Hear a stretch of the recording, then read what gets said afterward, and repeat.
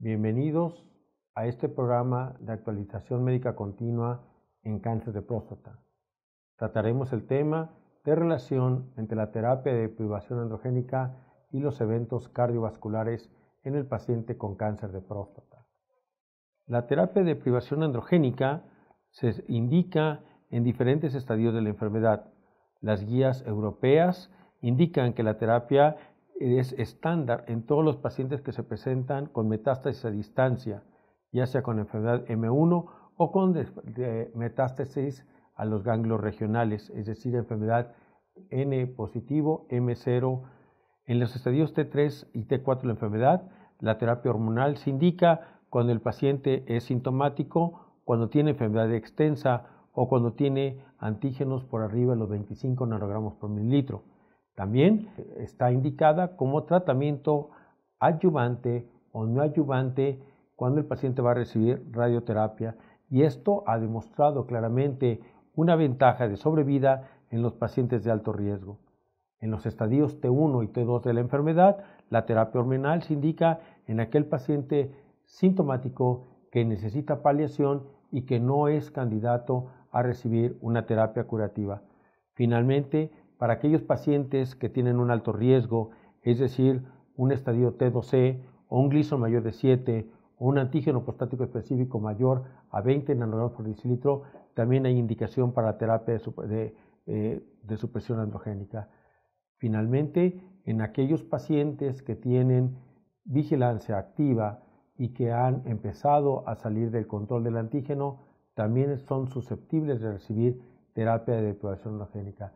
De tal manera que la terapia de supresión hormonal se ha extendido hoy día a básicamente todos los estadios de la enfermedad. Y en muchos casos, una opción para estos pacientes puede ser la terapia intermitente, que ya ha sido discutida en muchos otros foros. El uso de esta terapia de deprivación androgénica inicia en 1941, cuando el Dr. Charles Huggin pudo demostrar que al suprimir la testosterona, ya fuera con orquiectomía o con estrógenos, el control de la enfermedad se hacía más fácil, es decir, observó reducción en el tamaño de la glándula prostática, disminución de los niveles séricos de fosfatasa ácida prostática, y es desde entonces que se empieza a manejar el tratamiento con bloqueo hormonal. Sin embargo, muchos pacientes tenían problemas por lo permanente que era el bloqueo al ser orquiectomizados o por los efectos psicológicos que tenía para el paciente estar orquiectomizado. Por otro lado, cuando el paciente recibía estrógenos, estos empezaron a mostrar, dado que el estrógeno utilizado era el dietilestilbestrol, efectos tromboembólicos severos, que llevaban al paciente a tener efectos cardiovasculares importantes, lo que obligó a la suspensión del tratamiento con altas dosis de dietilestilbestrol debido a estas consecuencias. La investigación subsecuente llevó a que el doctor Andrew Schally en el año 1971 lograra sintetizar un análogo de la hormona liberadora de gonadotrofinas, y es a partir de esta fecha que se introduce en el tratamiento del paciente con cáncer de próstata y se siguen utilizando hasta esta época. En el año 2001 aparecen nuevas investigaciones, y estas nuevas investigaciones encuentran que los antagonistas de la hormona liberadora podrían ser otra alternativa de tratamiento para el paciente que se presenta con cáncer de próstata. A la fecha, todas las investigaciones actuales siguen siendo encaminadas a reducir los niveles de testosterona séricas para tener un mejor control de la enfermedad en el paciente con cáncer de la próstata. Los agonistas, fueron utilizados como la primera opción terapéutica lógica. Agonista es un término bioquímico que define una sustancia capaz de unirse a receptores biológicos y ejercer una acción muy similar a la que hace la sustancia original.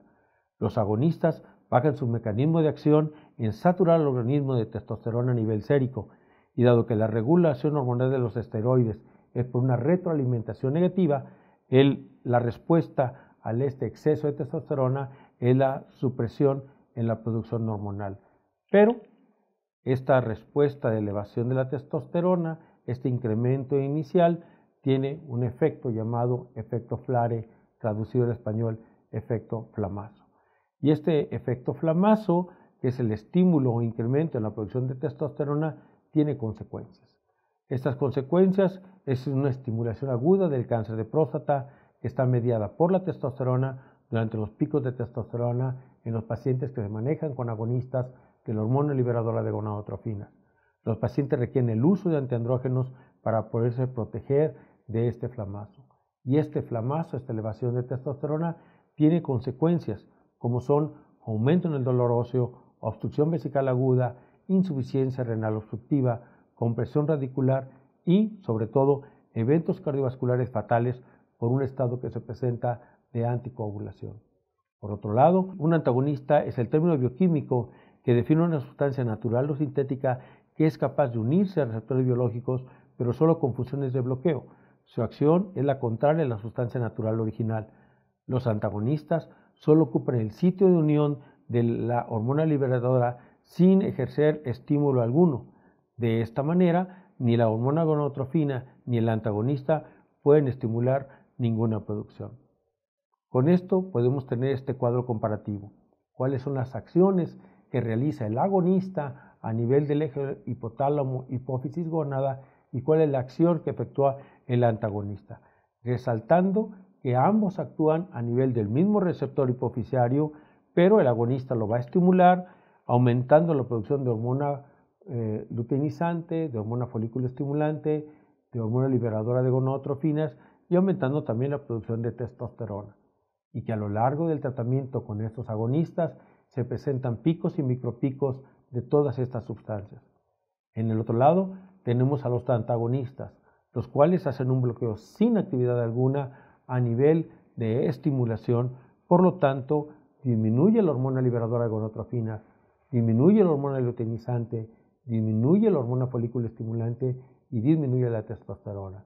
Y que a lo largo del tratamiento no se presentan ni picos ni micropicos de testosterona en estos pacientes, de tal manera que esto marca unas claras diferencias. Primero, hay un mayor tiempo de unión al receptor específico de los antagonistas en comparación con los agonistas. Hay mayor afinidad a la unión al receptor, hay una alta selectividad en la unión al receptor, hay una acción de bloqueo sin actividad biológica para estimular y, muy importante, no existencia de efecto flamazo. Por lo tanto, ni el bloqueo ni el flamazo hace la necesidad de uso de antiandrógenos en forma concomitante en estos pacientes. Aquí lo podemos ver en este gráfico. Lo que encontramos es que ya para el primer día de tratamiento con el antagonista había una reducción del 52% de los niveles de testosterona. Mientras, si volteamos a ver la curva gris, vemos que hay un incremento de la testosterona sérica. Hacia el tercer día, esto se reduce a un 92% y todavía con el análogo sigue incrementándose la testosterona. Para el día 7 encontramos que ya es del 97% la reducción de testosterona con el antagonista y hasta entonces empieza a disminuir la cantidad de testosterona que utilizamos en el análogo. Pero veamos que la curva apenas se empareja hasta el día 28. Esto es el efecto flamazo demostrado claramente en los estudios que comparan un análogo leuprolina con un antagonista, el Degarelix. Si volteamos a ver entonces a nivel hormonal qué es lo que sucede cuando hacemos al paciente orquiectomía, cuando utilizamos un agonista o cuando utilizamos un antagonista, vamos a encontrar en la gráfica cómo con la orquiectomía disminuye la testosterona, disminuye la dihidrotestosterona, aumenta la hormona luteinizante y aumenta la hormona folículo estimulante. Con el uso del análogo, inicialmente va a subir la testosterona para posteriormente bajar, va a subir la dihidrotestosterona para posteriormente va a bajar, subir la hormona luteinizante para posteriormente descender, pero la hormona folículo estimulante que inicialmente sube, posteriormente disminuye y luego vuelve a subir. ¿Esto qué implicaciones puede tener? Lo vamos a ver ahorita en el desarrollo de las siguientes diapositivas. Si lo vemos en comparación con lo que sucede con el antagonista desde los primeros días vamos a tener una disminución de la testosterona, de la dihidrotestosterona, de la hormona luteinizante y de la hormona folículo estimulante. Y esta reducción se hace muy rápido. Hay una rápida reducción de la folículo estimulante, la vemos en la línea color gris. Hay una reducción muy importante de la dihidrotestosterona, La hormona luteinizante rápidamente se deprime, al igual que la testosterona, desde el primer día de una reducción del 90%, y esta disminución en todo el sistema hormonal de tipo sexual, al igual que el antígeno, se mantuvo a lo largo de un año de tratamiento de los pacientes. Clínicamente, esto se tradujo en una sobrevida libre de crecimiento del antígeno prostático específico en el grupo de los pacientes con Degarelix, que estadísticamente es significativo cuando se compara con lo que sucedió con el grupo de tratamiento con el Degarelix. Cuando volteamos a ver cuál fue la sobrevida global de estos pacientes, nosotros encontramos que la sobrevida global fue significativamente mayor en el grupo de Degarelix comparado con los agonistas de hormona liberadora de gonadotrofinas. Al año de tratamiento hubo 20 muertes en 1.488 pacientes con Degarelix contra 22 muertes en 835 pacientes en el grupo de leuprolina. 4 de los pacientes murieron por cáncer de próstata, 3 en el grupo de Degarelix y 1 en el brazo del agonista. Muy pocos pacientes fallecieron por cáncer de próstata durante el año del estudio. La mayoría de los hombres con cáncer de próstata mueren de otras causas, particularmente por enfermedades cardiovasculares. Es así que el doctor Albertsen hace un análisis específico de la mortalidad por enfermedad cardiovascular en los pacientes sometidos al protocolo comparando Degarelix contra un agonista LHRH. Y lo que él encuentra es que había una P estadísticamente significativa de mayor cantidad de eventos cardiovasculares severos o muerte en el paciente que recibe leuprolina comparado con el paciente que recibió Degarelix.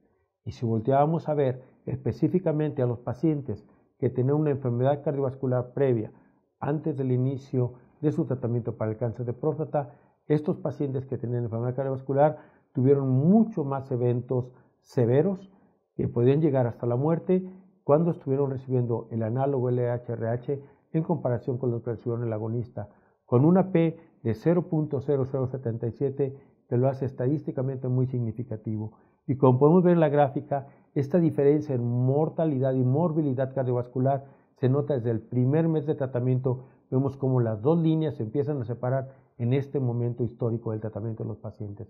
De tal manera que al voltear nosotros a ver en barras qué es lo que sucede, podemos ver aquí cómo en el total de muertos que hubo por enfermedad cardiovascular fue mayor la cantidad de muertos en los pacientes que recibieron el análogo comparados con los antagonistas, y que en aquellos pacientes que tenían riesgo cardiovascular, esto se elevaba hasta 3 veces en el brazo de pacientes que recibieron leuprolina, lo que se elevaba un poco nada más en aquellos pacientes que recibieron Degarelix. Estos hallazgos fueron discutidos ampliamente en una reunión sobre cáncer de próstata que se tuvo en la ciudad de Budapest. Y tanto el doctor Andrew Charlie, conocido investigador en cáncer de próstata, y el doctor David Crawford, también un conocido urólogo con amplia experiencia en el manejo, en la investigación y las publicaciones de cáncer de próstata, discutieron algunos puntos severos. ¿Qué pasa con la hormona liberadora de folículo estimulante? ¿Qué pasa con los riesgos cardiovasculares? ¿Qué pasa con el control del antígeno prostático específico? ¿Qué pasa con los eventos musculoesqueléticos? Y aquí ellos inician una discusión de qué es lo que está sucediendo con fosfatasa alcalina y cuál es el rol que todavía no se define con precisión que tiene controlar fosfatasa alcalina en el paciente que recibe terapia de supresión androgénica para controlar el cáncer de su próstata. ¿Qué rol tiene el folículo estimulante? La folículo estimulante estimula el crecimiento de las células PC3 en más del 100%, que lo hace estadísticamente significativo sobre el control. Pero veamos cómo, en la medida en que más concentración de folículo estimulante tenía, es decir, la barra azul y la barra verde, vemos nosotros cómo la posibilidad de que las células prostáticas crecieran estaba mayor.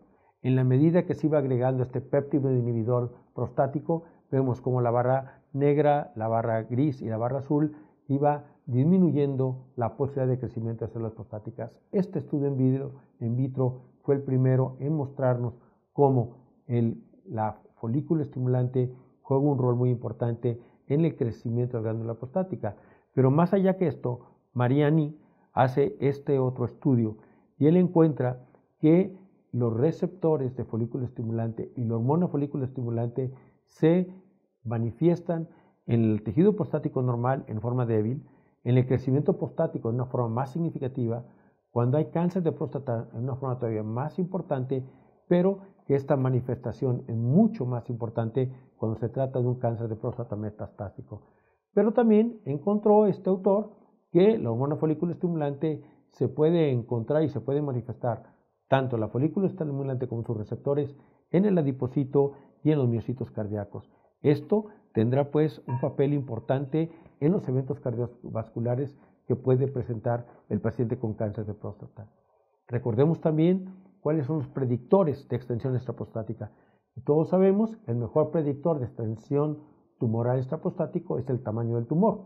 Se sabe que el rango de riesgo que tiene es de 23.93, pero el segundo marcador para hablarnos de extensión extraprostática no es el antígeno ni el Gleason, es el nivel de hormona folículo estimulante, según lo mostró el doctor Ide y lo publicó en el año 2013. También, respecto a los predictores del tamaño del tumor, aquí sí, el antígeno prostático específico es el que mayor rango de riesgo nos da de que el paciente pueda tener un tumor mucho más grande. Pero el segundo predictor de tamaño prostático es la hormona folículo estimulante. Esto pues resalta toda la importancia que tiene hoy día la hormona folículo estimulante en el papel de los cánceres, no únicamente en cáncer de próstata. Y es así como Radu en el 2010 publica su trabajo donde él encuentra receptores de folículo estimulante en los vasos sanguíneos de tumor prostático. ¿Qué hizo él? Él tomó especímenes de tumor de 1.336 tumores inmediatamente después de cirugía. Fueron tumores de mama, de colon, de páncreas, de vejiga urinaria, de riñón, de pulmón, de estómago, de hígado, testículo, ovario y obviamente de próstata. ¿Cuáles fueron sus resultados? Que el receptor de folículo estimulante se expresa en las células endoteliales en todos los tumores y en todos los grados de tumor, incluyendo los estadios T1. Concluye él entonces que el receptor de folículo estimulante se expresa de forma muy selectiva en la superficie de los vasos sanguíneos en un amplio rango de tumores, incluyendo el de próstata. De tal manera que estos vasos tumorales se vuelven resistentes a la terapia, que la señal del receptor de folículo estimulante puede estar asociado con proliferación de células tumorales y que bajos niveles de folículo estimulante disminuyen la proliferación de las células del cáncer de próstata. Hay una plusvalía entonces biológica de folículo estimulante, ya que receptores de hormona liberadora de gonotrofinas en las células inflamatorias de la placa aterosclerótica, la actividad del receptor de folículo estimulante endotelio en los adipocitos y la densidad mineral ósea juegan un rol importante en la progresión de la enfermedad, y la deficiencia de andrógenos también parece estar ligada a la presencia de folículo estimulante. ¿Qué sucedió con folículo estimulante en el estudio del protocolo CS21? Pues lo que se encontró en este estudio CS21 es que el degarelix disminuyó rápidamente la folículo estimulante y mantuvo los niveles de supresión a lo largo de un año de tratamiento. Los antagonistas, al igual que los análogos, afectan preferentemente a los receptores de hormona luteinizante y en forma selectiva a los folículos estimulantes. Pero veamos cómo después de 28 días, donde se logró una supresión de la folículo estimulante por ambos, análogo y antagonista, el análogo empieza a permitir que se produzca más folículo estimulante, lo que no lo permite el antagonista. En el estudio de extensión se pudo encontrar que había una diferencia. Había una mayor supresión de la folículo estimulante después del cruce de leuprolina a degarelix. Después de un año, a los 364 días de estar utilizando leuprolina, el nivel de hormona folículo estimulante era de 1.2 unidades internacionales por litro en el brazo de degarelix y 4.4 unidades internacionales por litro en el brazo de leuprolina. Después de 3 meses de haber cruzado a los pacientes que estaban recibiendo leuprolina a que recibieran degarelix en el mismo esquema que marcaba el protocolo, es decir, una dosis inicial de 240 miligramos y después dosis cada 4 semanas de 80 miligramos, lo que se encontró es que la hormona folículo estimulante disminuía la cantidad de su producción. Aquí vemos en el gráfico claramente esta disminución. A los 3 meses después de haberse hecho la supresión, bajaba la hormona folículo estimulante, encontrando niveles de folículo estimulante de 1.4 unidades internacionales en promedio en el grupo de degarelix y 1.6 unidades internacionales en el grupo de leuprolide. Esto agrega un plus porque nos está hablando que hay un mejor control de la folículo estimulante en los pacientes que se cambian de Leuprolid a Legarelix, en un 30% de reducción en la cantidad que estaban teniendo de hormona folículo estimulante a nivel sérico. Esto nos abre una ventana de oportunidad en el manejo de aquel paciente que hoy día está recibiendo tratamiento con un análogo que empieza a mostrar incrementos del antígeno prostático específico. Quizá sea muy útil en ellos cambiarlo a recibir el antagonista y beneficiar al paciente en esta reducción en la producción de folículo estimulante, con todas las ventajas que tiene hoy día el controlar los niveles de hormona folículo estimulante. Por otro lado, sabemos nosotros que todas las formas de terapia de depuración androgénica reducen los niveles de testosterona. Los cambios metabólicos inducidos por la terapia de depuración androgénica parece ser la explicación en la diferencia en el riesgo cardiovascular y en los diferentes tipos de terapia de privación androgénica. La alteración en la función de la aromatasa, en el dominio de los estrógenos, el incremento de la grasa subcutánea, el incremento de la leptina, la resistencia a la insulina, parecen ser los factores que juegan un rol importante en este riesgo cardiovascular. Sabemos nosotros que el incremento en la resistencia a la insulina favorece que el paciente que tiene cáncer de próstata y está bloqueado de su testosterona pueda desarrollar una diabetes. Cuando volteamos a ver los datos del síndrome metabólico y comparamos los hallazgos del síndrome metabólico con los cambios metabólicos que tiene el paciente con terapia de privación androgénica, encontramos en ambos triglicéridos elevados. En el síndrome metabólico, la grasa visceral se encuentra incrementada, pero en el paciente con terapia de privación androgénica, la grasa subcutánea es la que está incrementada. Y en unas diapositivas más adelante veremos qué significancia tiene esto en el manejo del paciente. Los lípidos de alta densidad están reducidos en el síndrome metabólico, están incrementados en el paciente con deprivación androgénica. En ambos grupos el paciente se presenta con hipertensión, en ambos grupos hay incremento de la glucosa en ayunas. En el paciente con síndrome metabólico hay una adiponectina incrementada, mientras que en el paciente con deprivación androgénica la adiponectina está disminuida. Hay un incremento en la proteína C reactiva en el paciente con síndrome metabólico, mientras que el paciente que tiene cambios por la terapia de deprivación androgénica tiene una proteína C reactiva dentro de lo normal. Estos dos datos importantes, los lípidos de alta densidad y la proteína C reactiva, tienen que ver también con esta grasa subcutánea incrementada. El crecimiento de la grasa subcutánea tiene un crecimiento ilimitado y entre otras cosas que están plenamente reconocidas es que este incremento de la grasa subcutánea aumenta el factor tumoral alfa, aumenta la leptina, aumenta la resistina y aumenta la adiponectina. Su concentración en sangre inversamente proporcional al índice de masa corporal, y la grasa visceral tiene mayor implicación en su producción en esta adiponectina que la grasa subcutánea.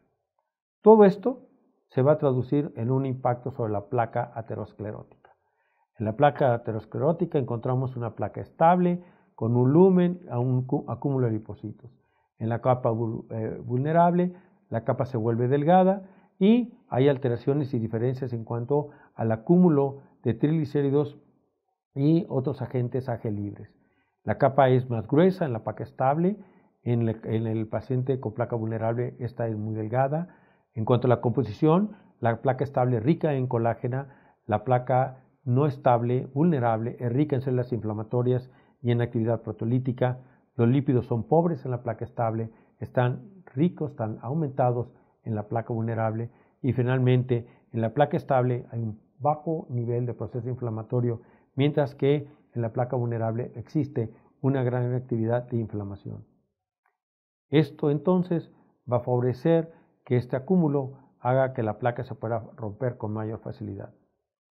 También, como un actor más en esta placa, los linfocitos T son células clave en el metabolismo del colágeno y por ende tienen efecto sobre la placa.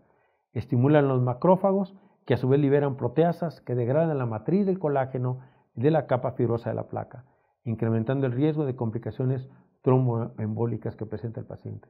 De manera que los linfocitos T son moduladores importantes del metabolismo del colágeno en las placas ateroscleróticas. Y el incremento de cuerpos lipídicos convierte placas estables en placas inestables. La estimulación de los macrófagos y la posterior liberación de colagenasas induce la ruptura de la capa fibrosa de las placas. Si esto lo vemos graficado, podemos ver cómo con la acción del agonista LH se van a estimular las células T con incremento de su actividad y su proliferación. Hay una disrupción e inestabilidad de la placa fibrótica por una fuerte actividad de los macrófagos. Los estudios realizados en la Universidad de Lund encontraron que el receptor de hormona gonadotrófica se expresa en las placas ateroscleróticas. Al estar incrementado esta presencia de gonadotrofina por el agonista, la necrosis de la placa se puede producir y esto favorecerá que el paciente pueda tener un evento cardiovascular importante. Los agonistas tienen un pico en la producción de hormonas liberadoras de gonadotrofinas, mientras el antagonista hace una supresión inmediata del pico. En esta gráfica podemos ver el estudio CS12 cómo se incrementó la hormona liberadora de gonadotrofinas, se incrementó la hormona luteinizante y, por otro lado, vemos cómo se redujo la cantidad que se tenía de folículo estimulante. Todo esto entonces, si lo ponemos junto con la acción que se tuvo sobre las células T y lo comparamos lo que hace el agonista contra el antagonista, pues vemos cómo el agonista va a favorecer la disrupción o inestabilidad de la placa, mientras por otro lado el antagonista, al estar bloqueando a la hormona liberadora, va entonces también a bloquear la cantidad de células T, no van a modificar ni la actividad ni la proliferación de estas células y esto ayudará a mantener la estabilidad de la placa. Sumarizando todos estos hallazgos sobre el efecto que se tiene en la placa aterosclerótica y todo el bloqueo, se diseñó y se reunió en febrero de 2016 en Suiza un grupo de urólogos investigadores para poner en un protocolo de investigación posibilidades de eventos cardiovasculares mayores en pacientes con cáncer de próstata de alto grado que reciben tratamiento con antagonista de Garelix para el manejo de terapia de supresión androgénica en comparación con un agonista. Se trata de un estudio prospectivo, fase 3B, que tiene como objetivo comparar la incidencia de eventos cardiovasculares mayores en pacientes con cáncer de próstata y enfermedad cardiovascular asociada a los tratamientos con Degarelix y Leuprolide. Se planea reclutar 900 pacientes provenientes de 50 centros de estudios de investigación, tanto en Estados Unidos como Canadá. Nosotros tendremos como fecha de primera visita del paciente en febrero del 2016. Se esperan resultados preliminares para los primeros días de este año y los resultados finales los tendremos para mediados del próximo año. Todo esto nos podrá aclarar mucho las dudas y nos podrá corroborar los hallazgos que se han tenido, como el que se tuvo en el estudio CS21A, que a la hora de hacer la extensión de tratamiento de los pacientes que tienen un año en 2 brazos de tratamiento análogo contra agonista y los pacientes que reciben análogo fueron cambiados al brazo de recibir un antagonista y donde ya se había encontrado una alta probabilidad de sobrevida libre del antígeno en todos los pacientes tratados con Degarelix durante el primer año de tratamiento, ahora se buscaba si había mayor progresión o muerte en aquellos que recibían. El doctor Crawford encabeza este estudio de extensión después de un año de tratamiento para ver esto. Y la alta probabilidad de sobrevida libre de progresión del antígeno al cambiar de análogo a antagonista después de un año de tratamiento nos mostró que el rango de riesgo de progresión de la enfermedad para los pacientes que iniciaron con Leuprolide y se cruzaron al bajo de Degarelix disminuyó significativamente de 0.20 que era su rango de riesgo a 0.09 como rango de riesgo cuando eran cambiados a tratarlos con Degarelix. Al final de los 5 años de extensión del estudio, el riesgo de falla de antígeno prostático específico fue similar para ambos grupos, como lo podemos ver aquí al final de la línea amarilla y la línea roja. Volviendo pues a cuáles eran los efectos hormonales de la terapia de deprivación androgénica, volvemos a resaltar los beneficios que tiene el antagonista en comparación con el análogo para el manejo del paciente que se presenta con cáncer de próstata. Sobre todo en el riesgo de tener un evento cardiovascular para que el paciente que lo tiene incrementado con el análogo pueda tenerlo disminuido cuando recibe el antagonista y si este paciente se presenta con una enfermedad cardiovascular, evidentemente desde el principio pudiéramos nosotros tener una evaluación más precisa del paciente y quizás seleccionar desde un inicio el uso del antagonista en comparación del uso del antagonista y evitarle al paciente tener un evento cardiovascular mayor o incluso morirse y evitar este incremento 3 veces mayor de tener el riesgo de tener esta muerte por el uso del análogo en comparación con el uso del antagonista. Todos estos hallazgos llegaron a la autoridad sanitaria y llegaron a la FDA.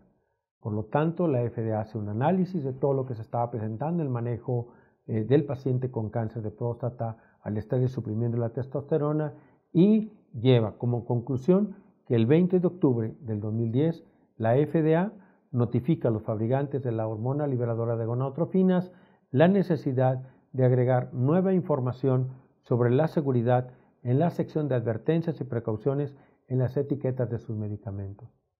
Hoy, enero del 2019, no se ha hecho para los antagonistas porque no se ha encontrado que ni aún la nueva información que advierte del riesgo de diabetes y enfermedades cardiovasculares como infarto, muerte súbita y accidentes cardiovascular en los hombres tratados con un antagonista solamente se presenta en los agonistas que son tratados de su cáncer de próstata con este tipo de medicamentos. Surge entonces la pregunta, ¿son los agonistas y los antagonistas efectivos en igual cantidad y tienen los mismos perfiles de seguridad? Bien, hasta mediados del año que entra tendremos nosotros la respuesta al tener los resultados del estudio PRONOUNCE. Por el momento, la revista British Journal of Cancer publica en octubre del año pasado que el riesgo de enfermedad cardiovascular al recibir terapia de privación androgénica en varones que habían sido manejados inicialmente con vigilancia activa y al ser sometidos a tratamiento con terapia de privación androgénica se aumenta su riesgo de enfermedad cardiovascular. Ese es un estudio que se realiza en el estado de California, que tiene un sistema de salud muy grande e incluyen a todos los hombres diagnosticados con cáncer de próstata localizado entre el año 1998 al año 2008.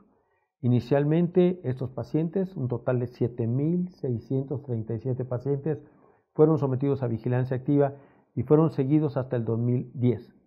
Se examinó a los pacientes que tuvieron como un resultado un evento cardiovascular mayor y la proporción de eventos fue manejados con diferentes variables como era etnia, edad, características del tumor, riesgo de recurrencia, medicamentos utilizados para la enfermedad cardiovascular y los factores de riesgo cardiovasculares. De los 7.637 pacientes que ingresaron al tratamiento de vigilancia activa, el 30% tuvieron que ser sometidos a terapia de privación androgénica.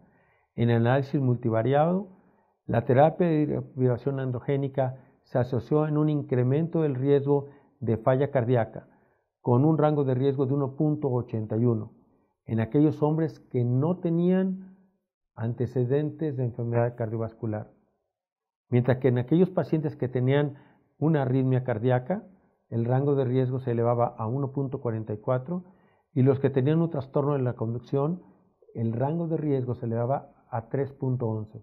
De tal manera que cuando hay una preexistencia de enfermedad cardiovascular, veamos que es 3.11 el rango de riesgo que tengan una complicación mayor de esta enfermedad cardiovascular que ya muestran los pacientes. La conclusión importante de este estudio es que los hombres que tienen cáncer de próstata clínicamente localizado, que inicialmente habían sido sometidos a vigilancia activa y posteriormente requirieron de terapia de supresión androgénica, se incrementa el riesgo de tener falla cardíaca, tanto si tienen preexistencias cardiovasculares como que si no las tienen, y que si tienen una preexistencia cardiovascular, el riesgo de tener una enfermedad cardiovascular mayor o mortal se eleva sustancialmente. Por lo tanto, en este grupo de pacientes, si es obligatorio o no hay otra alternativa más que utilizar un análogo, el paciente tiene que estar con monitoreo cardíaco continuo y se tiene que modificar obligadamente el estilo de vida, bajarlos de peso, ponerlos a hacer ejercicio para tratar de prevenir estas complicaciones cardiovasculares que son tan significativas en este grupo de pacientes.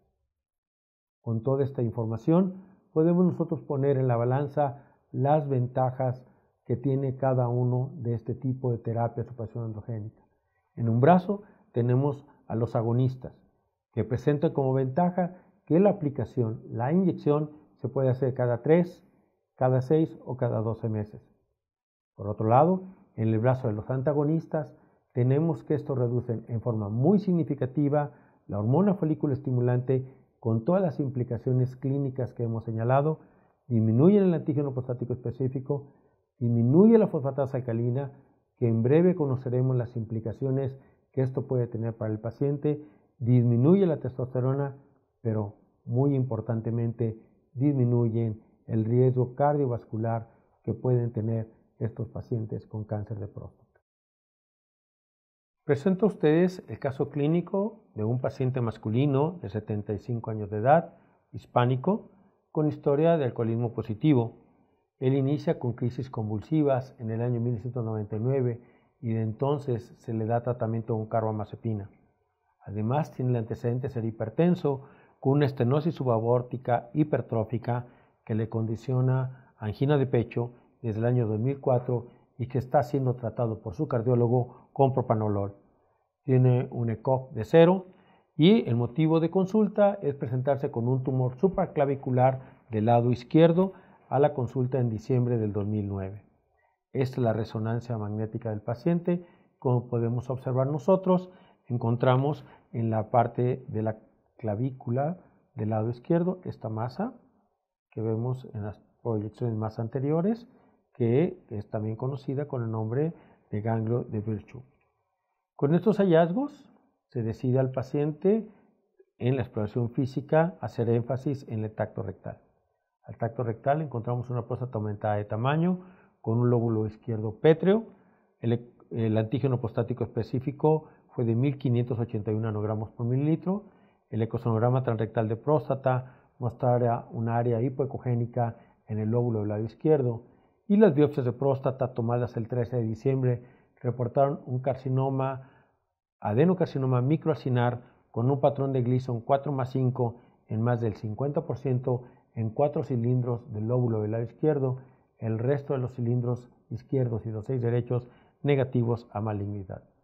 Al paciente se le toman estudios de extensión tumoral y este es el gammagrama óseo, hoy día denominado por algunos autores como superscan, por la gran cantidad de metástasis que mostraba en todo el esqueleto del paciente. Con estos hallazgos, ¿usted qué tratamiento le ofrece al paciente? Una orquiectomía simple bilateral, el uso de antiandrógenos, ya sea flutamida, bicalutamida o nilutamida, o decide darle un análogo, ya sea leuprolina, buserelina o goserelina, o prefiere utilizar 15 días de antiandrógeno y luego dar un análogo de la hormona liberadora de gonadotrofinas, o decide usted mejor el uso de un antagonista de la hormona liberadora como es el de Garelix. Nuestra decisión fue utilizar el antagonista. Usted, si tomó la misma decisión que nosotros, ¿qué dosis de antagonista sugeriría para este paciente?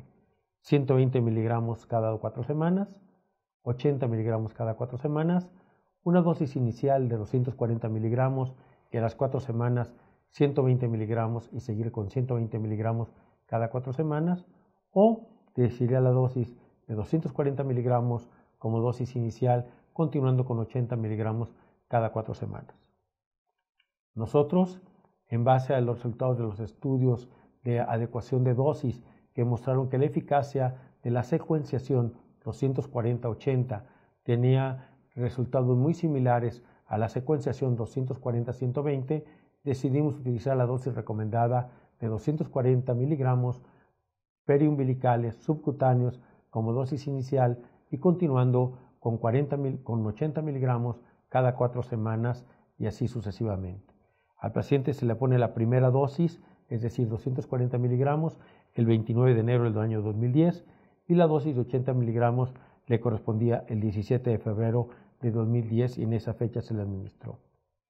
Aquí vemos nosotros el panel completo de exámenes laboratoriales que tuvimos con el paciente, midiendo la determinación de antígeno prostático específico, de testosterona y de hormona folículo estimulante.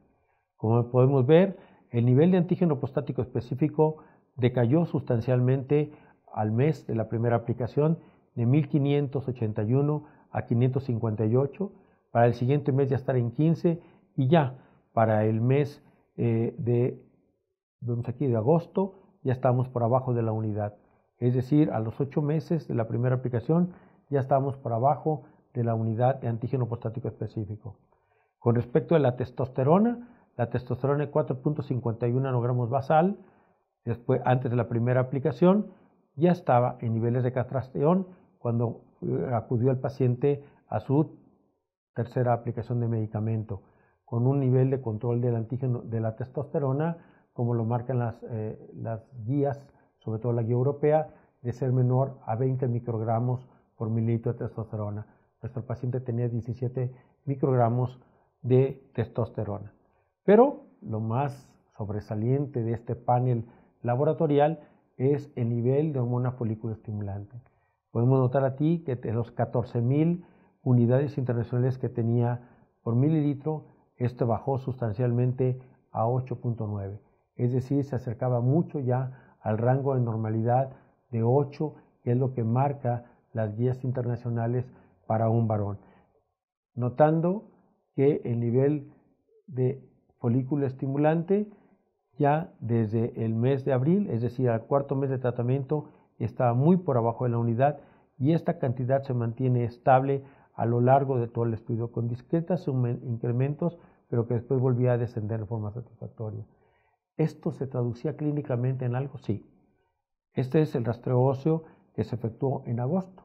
El anterior que vimos lo teníamos del mes de diciembre, este es el de agosto, y vemos cómo en agosto han disminuido la cantidad de metástasis que presentaba el paciente en la mayoría del esqueleto óseo, y las que no habían desaparecido habían disminuido en la cantidad de actividad que se notaba en ellas.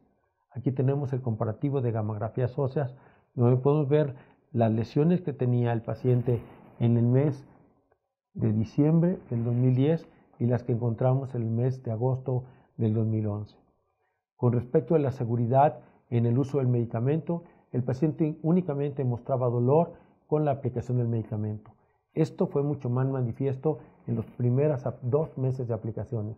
Con las subsecuentes aplicaciones, el síntoma de dolor era mucho menos frecuente y era fácilmente controlado con hielo local durante las primeras 12 horas después de la aplicación del medicamento, seguido por calor local las siguientes 24 horas después de haber aplicado el hielo.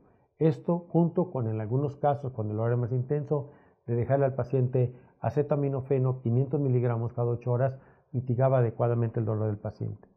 El paciente a lo largo de su tratamiento nunca presentó micropicos de testosterona, nunca manifestó efectos metabólicos colaterales, es decir, sus niveles de colesterol, de triglicéridos y glicemia se mantuvieron siempre estables, nunca presentó ningún efecto colateral cardiovascular, ni tampoco presentó ningún evento musculoesquelético. Antes bien, como pudimos ver en la gamografía, al tener menos alteración en los huesos, había menos manifestaciones de dolor óseo, el paciente nunca se fracturó.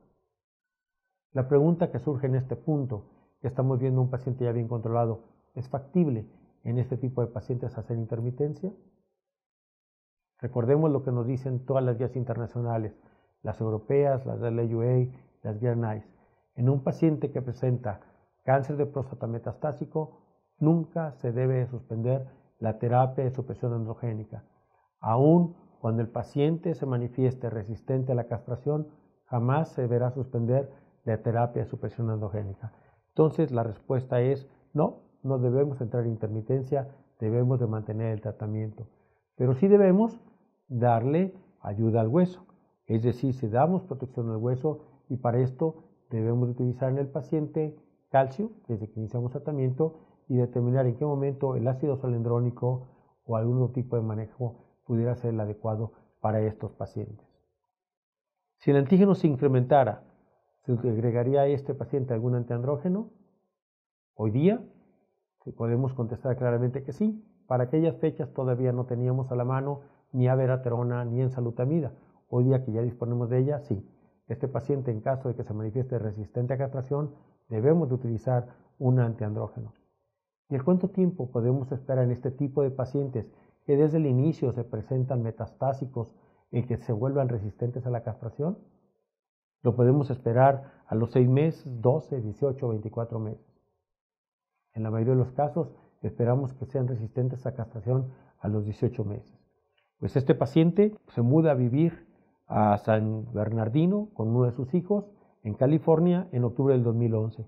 Pero es hasta junio del 2013. Acordémonos que empezamos tratamiento en enero del 2010.